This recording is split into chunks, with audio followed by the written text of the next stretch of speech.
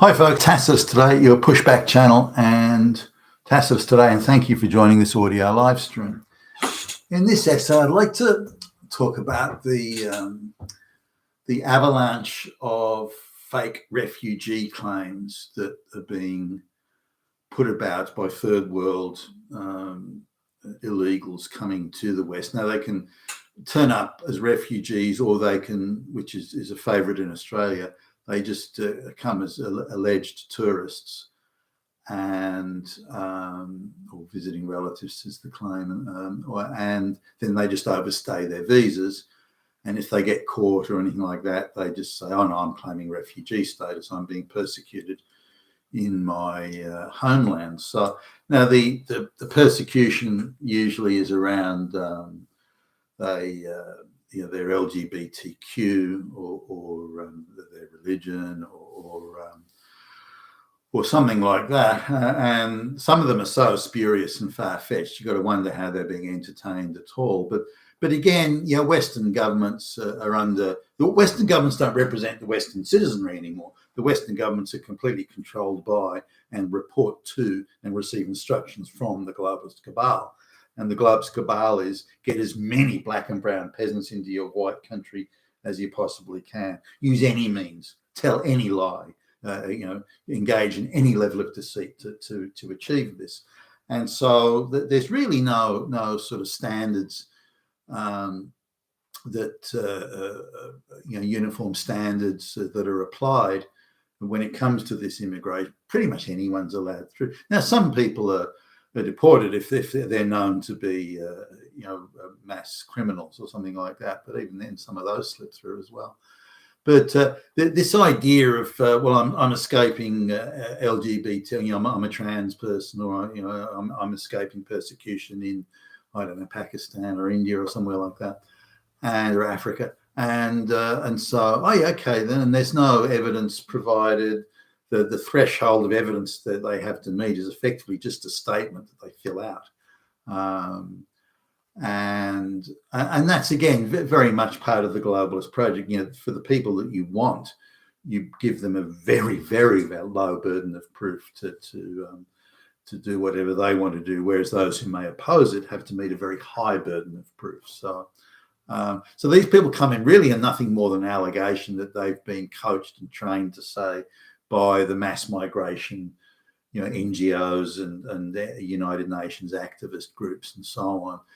You tell them that you're gay when they say, and they go, "Well, I'm not gay. I've got a wife and 5 children." It doesn't matter. Don't tell them about that. Don't say that. Just tell them that you're trans or something. You're a lesbian or whatever, and that's it. You'll get through.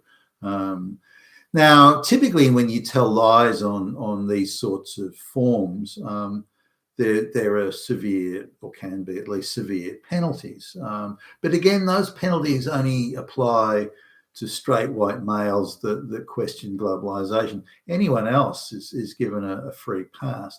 Now, again, I'll use the divorce courts as an example where she has a very low burden of proof to meet, but he has a very high burden of proof to meet. So, I've sort of seen situations where she's committed multiple counts of perjury, quite serious perjury, and the court just isn't even the slightest bit interested in her perjury. He commits perjury, though. He's in prison or is fined heavily, or both. So there's a free pass given to one party, but a very, very stringent, very, very tight accountability on the other. Now, the same goes, for when, say, black people claim they've got no criminal record if they go and get a gun, then okay, we can let that go. Bit of community service for you, buddy. But if a white person does it, they can end up in prison.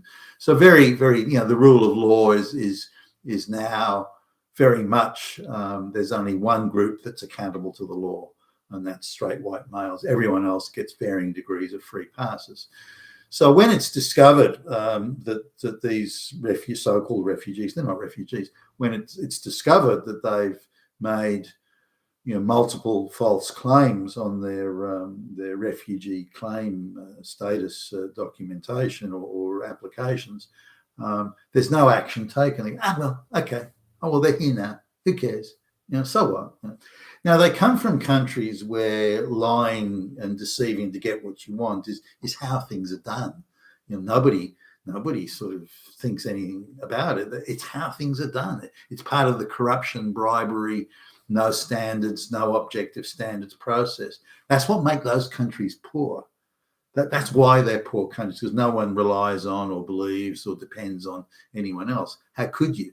The only people you'll depend on are your immediate family, and even then. So that sort of duplicity is just their way of life. So they don't even think it's wrong. If I have to tell a lie to get what I want, that's fine. If you're stupid enough to believe it, then that's also fine. Yeah, that sort of. So they take that type of view. And I remember working with years ago this Indian guy who said that he was skilled in some type of software and he could program it, and I found out that he wasn't, and I sort of said, why did you say you could do it when you couldn't? And his attitude, well, if you were stupid enough to believe it, so it's your problem, not mine. And I was sort of gobsmacked at that. It's very surprised. that sort of attitude, because obviously he was going to get found out. Now his attitude to that was, no, maybe I wouldn't have got found out. It's only because you kept asking lots of difficult questions you got found out. I could have probably bullshitted my way along with someone else. It's only because you were on my case about it, which means you're the bad guy again, A, for believing my lies, and B, you're a bad guy again for discovering my lies. It's a completely different way of thinking, but that's how they are. And by the way, that the honesty and the objective standards of measure that exist in the West, that's very much part of the reason why the West is rich and the other parts of the world are not.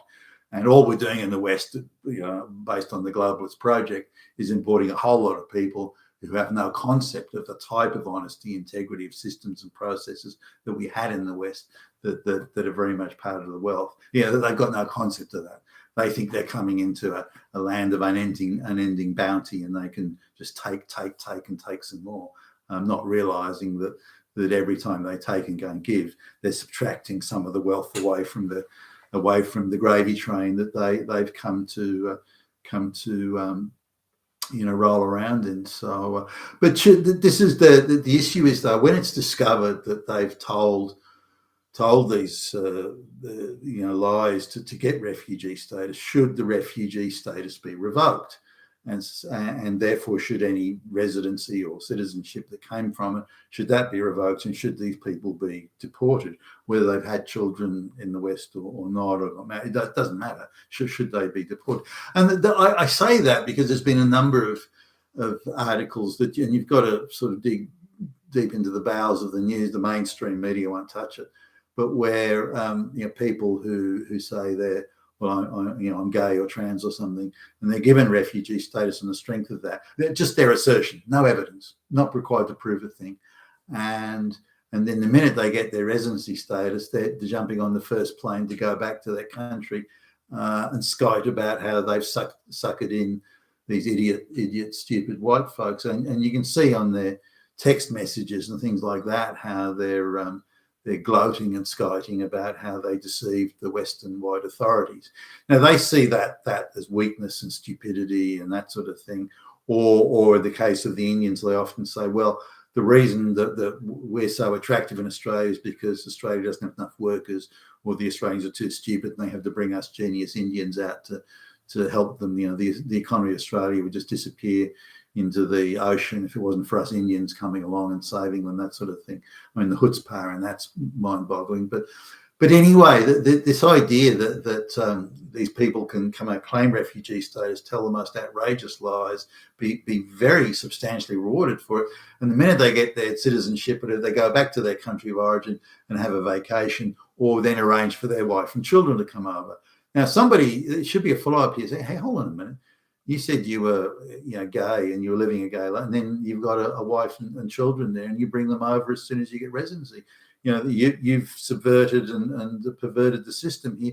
Sorry, buddy, you're going back to where you came from. Now, if that were to go on, that sort of accountability.